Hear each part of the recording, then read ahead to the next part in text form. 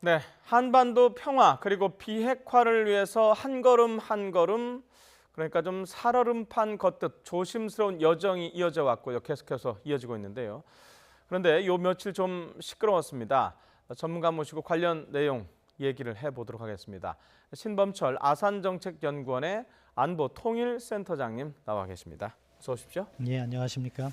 예, 제가 좀 전에 살얼음판 걷듯 조심조심이라고 그랬는데 그 남북 정상회담 끝나고 참 좋은 분위기였지 않습니까? 근데 요 며칠 너무 좀 조심스러워요.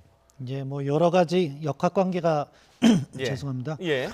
죄송합니다. 여러 가지 역학관계가 작용했겠지만 네. 기본적으로 북한의 약간 변화된 모습이 보입니다. 그래서 15일로 예정되었던 고위급 회담을 일방적으로 취소를 해서 우리 정부가 유감 표명을 했는데 네. 그것에 그치지 않고 우리 정부에 대해서 연합군사 훈련이라든가 인권 문제를 제기하면 다시 만나지 않을 수도 있다. 똑바로 해라. 예. 이런 식의 발언을 그것도 조국평화통일위원장 리성건이 직접 담화의 형식으로 이렇게 발표를 해서 갑자기 경색되는 분위기로 이렇게 가고 있는데 뭐 어떻게 보면은 큰 과정에서 보면은 비핵화로 가는 과정에서 있을 수 있는 일종의 밀고 당기기라는 시각으로 볼 수 있다고 생각합니다. 따라서 북한의 반응에 너무 일희일비하기보다는 북한의 의도를 파악하고 거기서 우리의 해법을 찾는 그러한 접근이 필요하다고 생각합니다. 네. 자, 우리도 그렇지만 일단 미국 정상회담 얘기부터 시작할 텐데요. 지금 미국도 약간 뭐랄까 당황한 느낌이죠? 예, 그렇습니다. 그러니까 북한이 고위급 회담을 이렇게 취소하면서 네. 미국을 향해서도 지금 연합군사 훈련을 가지고서 문제를 제기했습니다. 예. 그런데 트럼프 대통령이 즉각 반응은 하지 않았어요. 예. 그런데 다시 김계관 그 외무성 제1부상이 미국의 행동을 비난하면서 이런 식으로 하면은 정상회담까지도 개최하지 않을 수 있다. 이런 식의 발언을 했습니다. 미국도 당황한 모습을 보이면서 일단은 수위를 조금 낮추는 모습이었습니다. 네. 지난주까지만 해도 뭐 CVI도 완전하고 불가역적인 비핵화를 하겠다고 하다가 그것을 PVID라고 해서 영구적으로 높여놨었거든요. 네. 그것을 다시 CVID로 이렇게 좀 수위를 낮추고 정상회담에 대해서는 긍정적인 메시지를 계속해서 발신을 했습니다. 오늘 새벽이었죠. 트럼프 대통령도 나토 사무총장과 만나는 자리에서 정상회담은 잘 될 것이다 이런 식으로 얘기를 했어요. 자, 그 부분은 잠깐 저희가 트럼프 대통령 말을 좀 들어보고 말씀을 이어가겠습니다. 죄송합니다. 자, 트럼프 대통령 말입니다. But the Libyan model was a much different model. We decimated that country. We never said to Gaddafi, oh, we're going to give you protection. We're going to give you military strength. And I think we'll actually have a good relationship, assuming we have the meeting and assuming something comes of it. And he'll get protections that will be very strong. 자, 말씀 계속하시죠. 지금 예, 큰 메시지가 저렇게 몇 개 있었어요. 기본적으로 두 개입니다. 예. 정상회담 자체는 긍정적으로 바라보고 있고 하고 싶은 것 같아요. 그렇기 때문에 보통 김계관 부상이 트럼프 대통령을 직격으로 해서 잘못하면 실패한 대통령이 될 수 있다는 말을 했음에도 불구하고 거기에 대해서 반응을 하지 않고 정상회담 얘기를 했습니다. 그리고 그 과정에서 리비아식 모델, 그러니까 지난주에 강조했던 PVID든 북한이 완전히 먼저 비핵화를 조치를 취한 다음에 뭐 보상을 한다 그런 이야기도 미국의 정책이 아니다, 리비아 모델이 아니다 이러면서 북한의 입장을 이해하는 이야기를 했습니다. 그런데 세 번째 발언이 또 무서운 말인데요. 만약에 그런데 대화를 하지 않으면은 그때는 정말 리비아 같은 처지를 있게 될 수 있다. 그것은 무엇이냐? 군사적 옵션을 강력하게 시사하는 발언을 했거든요. 그러니까 이것을 정리해 보면 트럼프 대통령은 김정은 위원장과 정상회담을 하고 싶다. 정상회담을 하면은 북한의 요구사항을 일부 들어주면서 조건을 맞춰줄 수 있다. 그렇지만 만약에 이러한 정상회담을 김계관 부상이 경고한 대로 개최하지 않는다면 그 다음의 운명은 오히려 군사적 옵션에 가까이 갈 수 있다. 이런 식의 논리로 지금 현 상황을 설명했습니다. 자, 이제 북한이 이제 어떤 반응을 할지 좀 이제 지켜봐야 될 것 같은데요. 앞서 그 김계관 북한 제1부상인가요? 부상하고 존 볼턴 미국 백악관 안보보좌관이 서로 치고받았잖아요. 그 두 사람은 원래 악연이 좀 있는 사람들인가요? 예, 그렇습니다. 뭐 김계관은 90년대부터 핵 문제를 전담하다시피 한 북한의 전통 관료고요. 존 볼튼은 관료 출신이 아니지만 공화당 정부에서 이러한 외교부, 국방부, 국무부와 국방부, 유엔 대사를 한 안보 전문가입니다. 그런데 때마침 2003년, 4년 존 볼튼이 군축 차관을 하고 있을 때 네. 그때 2차 북핵 위기가 발생했습니다. 네. 그 과정에서 존 볼턴은 북한에 대해서 강력히 비난을 했고 네. 당시에 김정일 국방위원장이었죠. 그래서 직접적으로 대놓고 비난을 했습니다. 그러니까 그 당시 북한에서 존 볼턴은 흡혈귀다 이렇게 하면서 비난을 했고 6자 회담에도 존 볼턴을 참석하지 못하게 그렇게 막았습니다. 그런 과정에서 서로 어떻게 보면 양 대척점에서 비난을 주고받았던 그런 당사자라고 볼 수 있는데요. 네. 그렇기 때문에 사실 김계관은 2012년 2구 합의를 이후로는 이 현장에서 잘 나타나지 않았습니다. 그런데 다시 존 볼턴의 상대로서 이렇게 북한에서 꺼집어내서 그러한 담화를 발표하게 한 것이 아닐까 그렇게 생각합니다. 네. 자, 어찌됐든 존 볼턴이 얘기한 다음에 북한의 반발이 있었고 그 이후에 이제 트럼프 대통령이 어쨌든 지금 뭐랄까요, 달래기가 시작이 된 것 같은데 앞으로도 존 볼턴 이 이후에도 강경 발언을 계속 할까요? 아니면 트럼프 대통령의 발언 이후에 좀 잠잠할까요? 어떨까요? 예, 아까 트럼프 대통령의 화면을 다시 보여주시면 좋겠는데 네. 그 자리에 존 볼턴도 있었습니다. 그러니까 CNN 화면을 보니까 트럼프 대통령 이야기하기 전에 먼저 존 볼턴 국가안보보좌관을 잡더라고요. 네. 아주 침묵하고 굳은 표정으로 있었는데요. 존 볼턴이 이제 트럼프 대통령이 상황을 정리해 줬기 때문에 그 부분에 대해서 자기가 강도 높은 이야기는 하지 않을 텐데 어떻게 보면 트럼프 대통령이 지금 존 볼턴 보좌관과 폼페이오 국무장관을 어떻게 보면 굿캅과 백한 역할을 시키면서 활용하는 측면도 있다고 생각합니다. 그러니까 폼페이오 국무장관은 대화에 대해서 지속적으로 강조를 할 거고요. 네. 존 볼턴 보좌관은 수위 조절을 할 것 같습니다. 대통령이 정리를 했기 때문에. 그렇지만 뭐 CVID 그런 부분은 자기가 지속해서 해 나가겠다, 완전한 비핵화를 하겠다 이런 메시지는 계속해서 이야기할 거라고 생각합니다. 예. 자, 존 볼턴이 처음에 이른바 리비아식 그 해법, 리비아 모델을 얘기를 했잖아요. 이게 본인의 뭐랄까 공을 앞세우는 좀 개인 플레이다 이런 지적도 있던데 어떻습니까? 예, 그렇게 볼 수도 있습니다. 왜냐하면 예. 그 당시가 제가 아까 말씀드린 것처럼 자기가 군축 차관을 할 때였습니다. 네. 비확산 문제를 다루는 그때 리비아를 완전히 굴복시켜가지고 비핵화를 하게 만들었거든요. 네. 어떻게 보면은 미국의 이해관계가 가장 성공적으로 반영된 사례이기 때문에 존 볼턴은 그것을 자신의 업적으로 삼고 있는 것이고 북한에 대해서도 이러한 리비아식처럼 완전히 항복을 하고 나와라 이렇게 이야기를 하는 겁니다.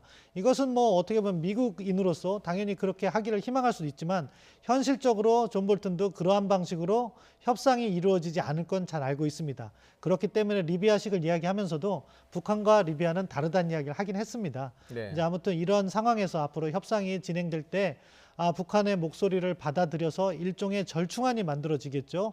그런데 그 절충안을 만드는 과정에서 미국의 이해를 강조하기 위해서 존 볼턴은 계속해서 한두 번 정도는 더 그런 이야기를 할 거라고 생각합니다. 네. 금방 뭐 말씀하실 때 대통령이 지금 폼페이오와 볼턴의 역할 분담을 해준 것 같다는데 그러면 뭐 이야기는 한두 번 정도 더 할 수도 있겠지만 어찌됐든 역할은 좀 축소가 되는 건가요? 그렇죠. 아마 이 과정에서 존 볼턴의 역할은 협상은 누가? 국무장관인 폼페이오가 진행합니다. 그리고 폼페이오가 이미 북한을 2번이나 다녀와서 김정은 위원장을 만났기 때문에 주된 협상 당사자는 폼페이오가 될 거고 트럼프 대통령이 자기 스스로 네. 트위터에서 반응하지 않고 수위가 조절된 표현을 했다는 것은 정상회담을 그만큼 개최하고 싶다는 의미이기도 하기 때문에 네. 존 볼턴의 주장이 자주 등장할 일은 없을 것 같습니다. 자, 싱가포르에서 이제 열리게 되면 회담이 열리지 않습니까? 극단적으로 혹시 존 볼턴이 그 정상회담에 갈 수도 혹시 못 갈 수도 이런 상황으로까지 번질 수도 있을까요?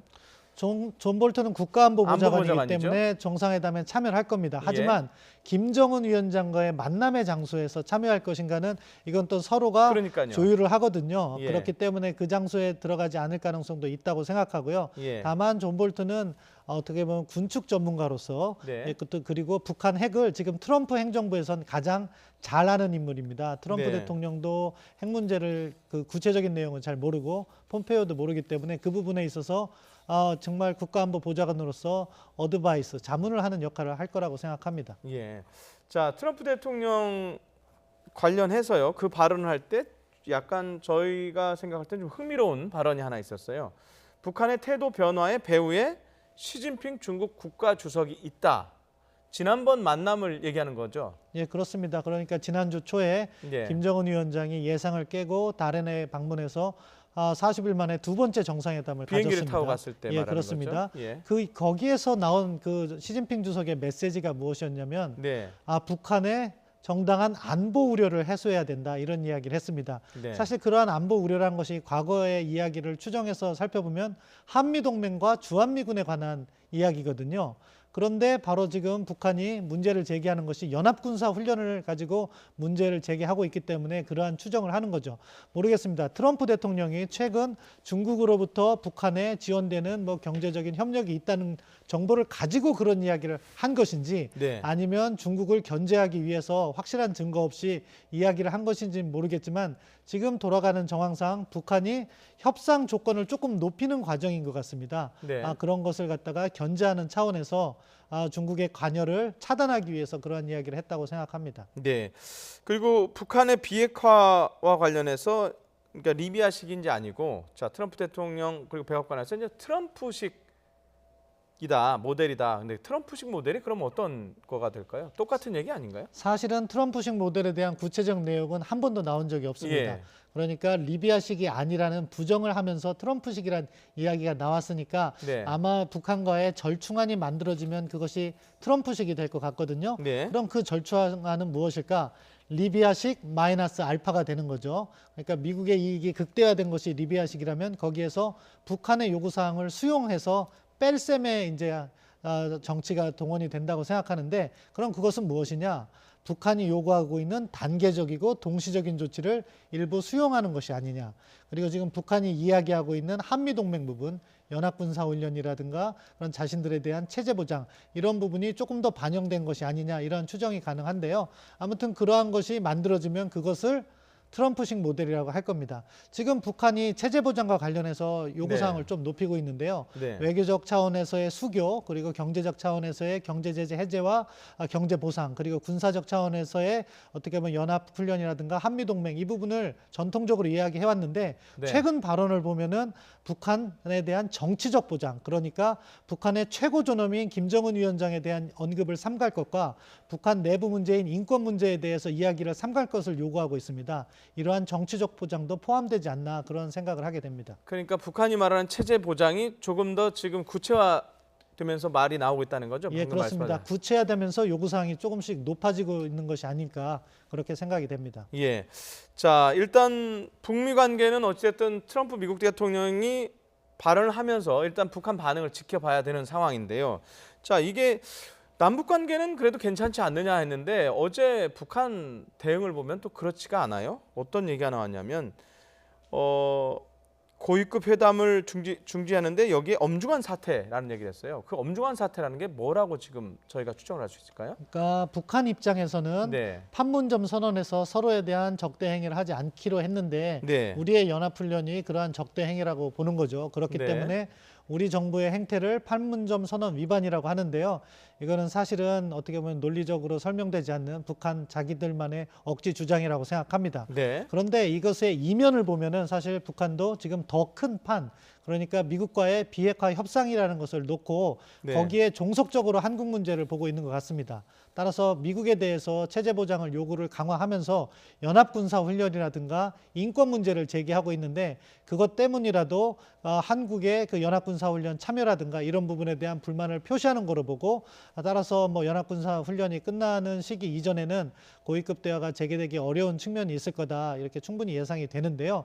아무튼 이러한 부분에 있어서 북한의 행태가 과거에도 유사한 사례가 있었기 때문에 너무 우리가 이 상황이 남북 관계가 다시 파탄으로 돌아가는 것이 아니냐 이렇게 확대 해석을 할 필요는 없다고 생각합니다.